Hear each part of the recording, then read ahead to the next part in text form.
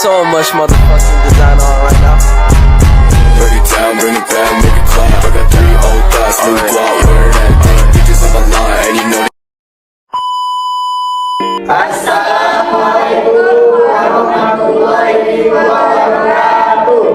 Perkenalkan, kami dari kelompok 1 mata kuliah pengantar hukum Indonesia dengan dosen pengampu Bapak Zulkifli Mansur SHMH CLA.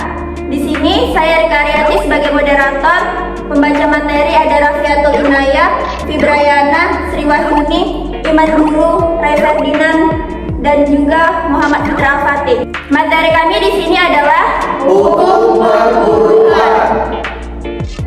Materi pertama akan dibacakan oleh saudari Rafiatul Inayah. Okay, let's go. Pengertian hukum perburuhan. Hukum perburuhan itu berkaitan dengan bekerja kepada pihak lain. Maksudnya yaitu bekerja dengan bertanggung jawab kepada orang lain yang memberikan perintah dan mengutusnya karena ia harus tunduk dan patuh kepada orang yang memberikan pekerjaan tersebut. Pengertian hukum perburuhan menurut para ahli. Yang pertama, menurut G. Kartasaputra dan R.G. Widyaningsih mengatakan bahwa hukum perburuhan adalah sebagian dari hukum yang berlaku yang menjadi dasar dan mengatur hubungan kerja antara buruh pekerja dengan majikan atau perusahaannya mengenai tata kehidupan dan tata kerja yang langsung bersangkut dengan hubungan kerja tersebut. Yang kedua, yaitu Siti Sutami menjelaskan bahwa hukum perburuhan adalah himpunan peraturan yang mengatur hubungan kerja antara pekerja, buruh dengan pemberi pekerjaan atau majikan dan mengatur penyelesaian perselisihan antara pekerja dan majikan. Yang ketiga adalah JP Dalio DKK mengemukakan bahwa hukum perburuhan adalah serangkaian peraturan tertulis dan tidak tertulis.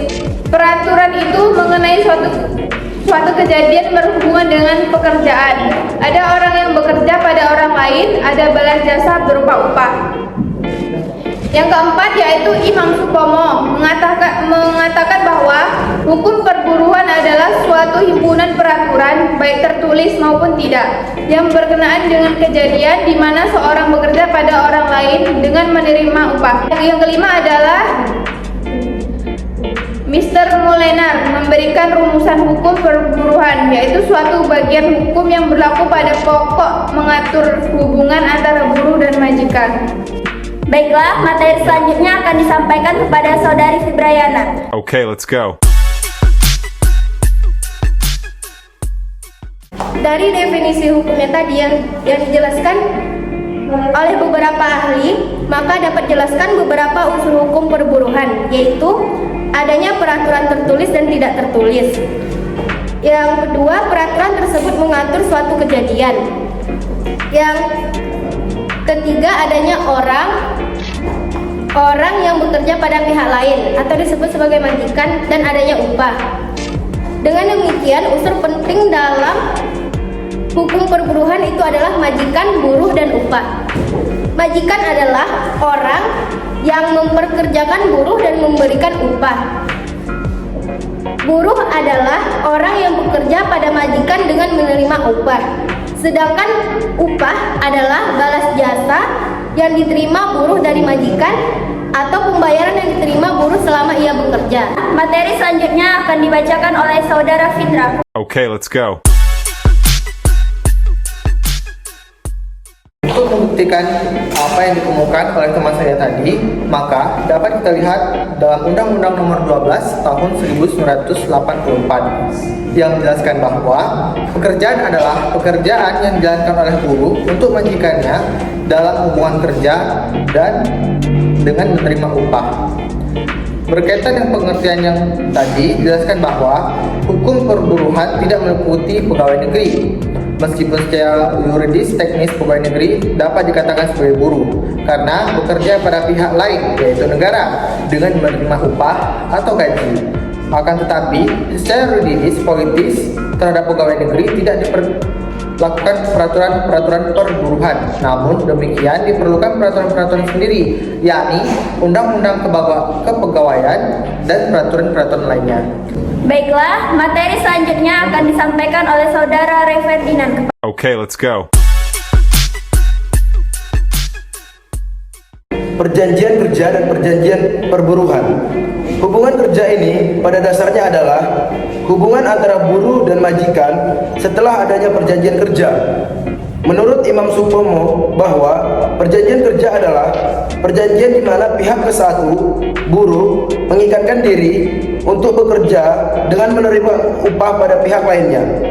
Majikan yang mengikatnya diri untuk memperkerjakan buruh itu dengan membayar upah. Menurut ketentuan pasal 1601 huruf A KUH Perdata menjelaskan bahwa perjanjian perburuhan adalah perjanjian dengan mana pihak yang satu, si buruh, mengikatkan dirinya untuk di bawah perintah pihak yang lain, si majikan, untuk sesuatu waktu tertentu, melakukan pekerjaan dengan menerima upah. Definisi tersebut di atas terdapat unsur-unsur sebagai berikut. Yang pertama, buruh atau pegawai mengikatkan diri untuk bekerja pada majikan atau perusahaan. Yang kedua, majikan atau perusahaan yang bersangkutan mengikatkan diri pula untuk memberikan imbalan kerja atau berupa gaji, upah, berbagai fasilitas dalam jumlah tertentu serta pada waktu-waktu yang tertentu pula. Sekian, terima kasih.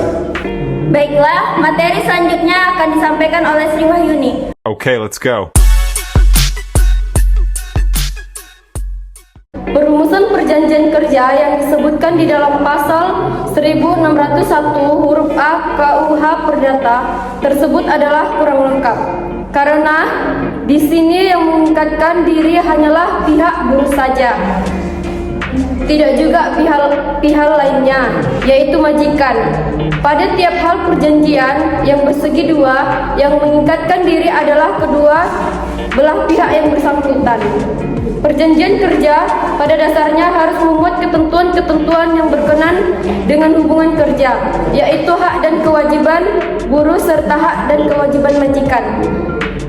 Perjanjian perburuhan, di mana dalam perjanjian ini tidak menimbulkan hak dan kewajiban untuk melakukan pekerjaan, tetapi memuat syarat-syarat tentang perburuan. Baiklah, materi terakhir akan disampaikan oleh Iman Putrajaya Duru. Okay, let's go.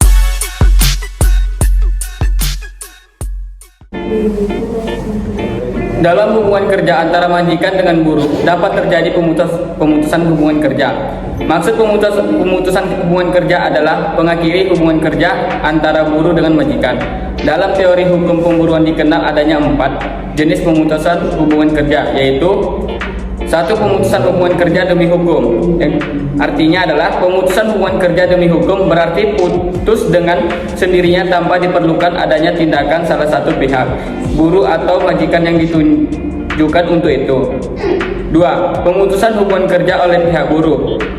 Maksudnya adalah pemutusan hubungan kerja oleh buruh, yakni buruh berwenang sepenuhnya untuk memutuskan hubungan kerja dengan persetujuan pihak majikan tiap saat ia menghendakinya.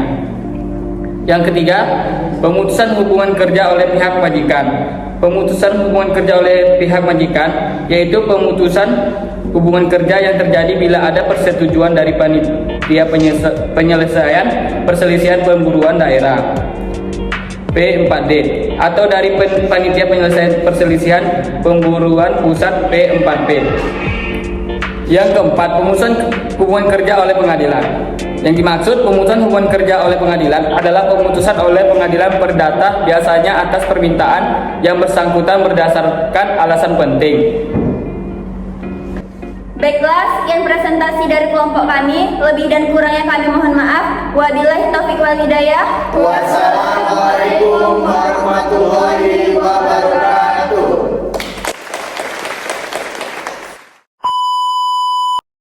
Bring it down, make it clap. I got 3 old thoughts, new